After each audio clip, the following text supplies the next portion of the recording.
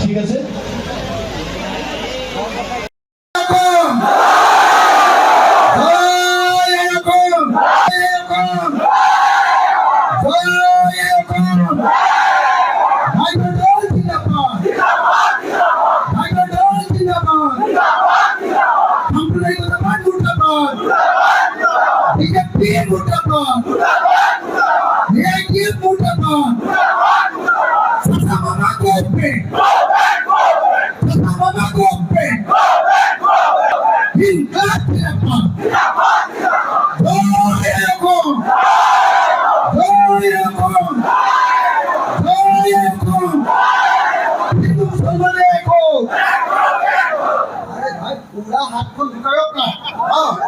हिंदू मुसलमान एक हो, हिंदू मुसलमान एक हो, हिंदू मुसलमान एक हो, हिंदू मुसलमान एक हो।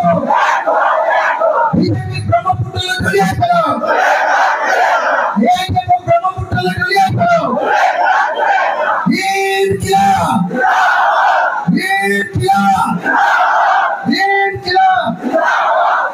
অকমান পারভেজ আর মোর একটা ফটো লোৱা যে মৌলানা বদৰুদ্দিন আজমল সাহেবৰ AIDF নামৰ পাৰ্টিটোৰ তলাটো বৰ ডাঙৰ, সেই তলাটোহে অকল বদৰুদ্দিন আজমল সাহেবৰ লগত থাকে, চাবিটো দিছপুৰৰ হিমন্ত বিশ্ব শৰ্মাৰ থাকে। হিমন্ত বিশ্ব শৰ্মাই যেতিয়া তলাটো খুলি দিয়ে এনেকৈ চাবিটো লৈ, তেতিয়া বদৰুদ্দিন আজমলে কয় যে এইবাৰ লুঙি আৰু টুপিৰ চৰকাৰ হ'ব। বুজা নাই? আকৌ যেতিয়া কয় যে আকৌ তলাটো বন্ধ কৰি দিয়ে, তেতিয়া কয় যে নাই নাই নাই নাই নাই কংগ্ৰেছটো বহুত বেয়া পাৰ্টি। বদৰ চাহেব হয়নে? গতিকে একদম ৰাইজ মনত ৰাখিব, একদম মনত ৰাখিব। মই সেইকাৰণে বিধানসভাত হিমন্ত বিশ্ব শৰ্মাৰ আগতে কওঁ বোলো চাচা আৰু মামা এই দুইটা ককাই ভাই। চাচাৰ যেতিয়া পিঠিত যেতিয়া খজুৱতি হয় তেতিয়া মামাই খজুৱাই দিয়ে, আৰু মামাৰ যেতিয়া খজুৱতি হয় তেতিয়া চাচাই খজুৱাই দিয়ে। AIDF দল আৰু বিজেপি দল একেটা। যিহেতু বিজেপি দলে 6 জনগোষ্ঠীৰ জনজাতিকৰণ নকৰে, গতিকে বিজেপিৰ মিত্ৰ দল AIDF তেওঁলোকে 6 জনগোষ্ঠীৰ জনজাতিকৰণ তেওঁলোকেও নিবিচাৰে। যেহেতু বিজেপিয়ে কৈ থৈছে AIDF-ক যে তোমালোকে কোনো পধ্যে 6 জনগোষ্ঠীৰ জনজাতিকৰণ কেতিয়াও সমৰ্থন নকৰিবা, আৰু বুজাই দিছে যে 6 জনগোষ্ঠীৰ জনজাতিকৰণ কৰিলে মুছলমান মানুহৰ লোকচান হয় বুলি বুজাই দিবা। সেইকাৰণে AIDF-ৰ বিধায়ক আশ্ৰাফুল হুছেইনে সেইকাৰণে বিজেপিৰ লগত সুৰ মিলাবৰ কাৰণে হিমন্ত বিশ্ব শৰ্মাৰ নিৰ্দেশত RSS আৰু বিজেপিৰ কথা অনুসৰি তেওঁ 6 জনগোষ্ঠীৰ জনজাতিকৰণৰ বিৰোধিতা কৰিছে। যদি কোনোবা জাতিয়ে আজি কিবা এটা অধিকাৰ বিচাৰে, সংখ্যালঘু মানুহবিলাকে বিদেশী সমস্যাৰ পৰা মুক্তি বিচাৰে, সংখ্যালঘু জনগণে আজি বান আৰু খহনীয়া সমস্যাৰ পৰা সমাধান বিচাৰে, সংখ্যালঘু জনগণে উচ্ছেদৰ বিৰোধিতা কৰে। আজি যদি বেলেগ এটা জাতিৰ মানুহে নাই এইটো নহ'ব, সংখ্যালঘু ঘৰটো ভাঙি দিয়ক বুলি কৈ কোনোবাই সমৰ্থন দিব নেকি?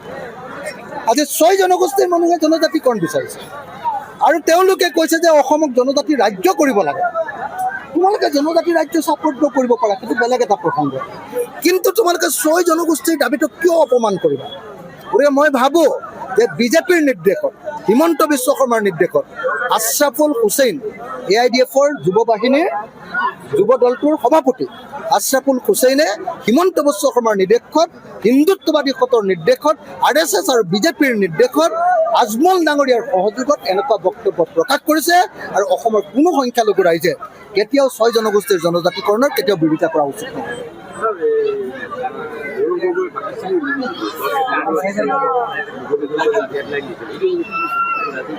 তো আজিতো 7 তাৰিখ হৈ গ'ল, 10 তাৰিখলৈ আৰু 3 দিন আছে, কিন্তু এতিয়া দেখা গৈছে যে মুখ্যমন্ত্ৰীৰ মুখৰ মাত অলপ পেৰাই আছে। মুখ্যমন্ত্ৰীয়ে প্ৰথমতে কৈছিলে যে না একদম ডাঙৰ কি এটম বোমা ফুটি যাব ন, এটম বোমা ফুটিব বুলি কৈছিলে। এতিয়াতো এটম বোমা বাদ দিয়ক, এতিয়াতো আমাৰ ফটকাটো ফুটিব নে নাই সেইটোহে সন্দেহ হৈছে এতিয়া মোৰ এনেকুৱা ভাৱ হৈছে হিমন্ত বিশ্ব শৰ্মাৰ ওচৰততো এটম বোমা নায়েই, ফটকা দুটামান আছিলে কিন্তু সেইকেইটাও কিয় ফাকা ফটকা বুলি কয় নহয়, নুফুটা যে ফিউজ হোৱা ফাকা ফটকা বুলি কয় নাই, ফাকা ফটকাহে যেন লাগিছে। সেইকাৰণে হিমন্ত বিশ্ব শৰ্মাই আমি শুনিছিলোঁ, হিমন্ত বিশ্ব শৰ্মাই কৈছিলে বোলে আগষ্ট মাহত গৌৰৱ গগৈৰ পত্নীৰ হেৰিয়ে কি কয় এইটো মানে SIT মাতিব, গৌৰৱ গগৈৰ পত্নীক আগষ্ট মাহত হেৰিয়ে মাতিব বুলি কৈছিলে নাই হিমন্ত বিশ্ব শৰ্মাই, SIT মাতিব, তেওঁক মানে তেওঁৰ ওপৰত হেৰি কৰিব, কি কয় এইটো মানে তেওঁক মাতি নি মানে হেৰি ল'ব, ব্যৱস্থা ল'ব, কুৱেশ্যন কৰিব হয়নে, এনকুৱাৰী কৰিব। কিন্তু এতিয়াতো আগষ্ট মাহ পাৰ হৈ গ'ল, গৌৰৱ গগৈৰ পত্নী এলিজাবেথ নে কি নাম, তেওঁকতো আমি মতা নেদেখিলোঁ, আপোনালোকে দেখিলে নেকি? অৰ্থাৎ হিমন্ত বিশ্ব শৰ্মাই যে মিছা কথা কৈছে প্ৰমাণ হৈছে। অহা 10 তাৰিখে তেওঁ এটম বোমা ফুটাম বুলি কৈছিলে, এতিয়াতো মোৰ ভাৱ হৈছে এটম বোমা তেওঁৰ ওচৰত নাই, নাম্বাৰ 1, সেইকাৰণে তেওঁ এইকেইদিন মনে মনে আছে। আৰু মোৰতো ভাৱ হৈছে যে 10 তাৰিখে তেওঁ একো মানে আনকি ফটকা এটা ফুটাব নোৱাৰে, আৰু মোৰতো ভাৱ হৈছে 10 তাৰিখৰ পাছত তেওঁ কিবা এটা ফুটাব, কিন্তু সেইটো চাগে ফাকা ফটকা বুলি কয় যে, ফাকা ফটকা টুচুককৈ যে এনেকৈ গুচি যায় যে, নুফুটিলে এনেকৈ গুচি যায় যে, এনেকুৱাহে হ'ব বুলি মোৰ অনুমান হৈছে। গতিকে হিমন্ত বিশ্ব শৰ্মাৰ কথা যে মিছা, সেই কথাটো প্ৰমাণিত হৈছে বুলি মোৰ ধাৰণা।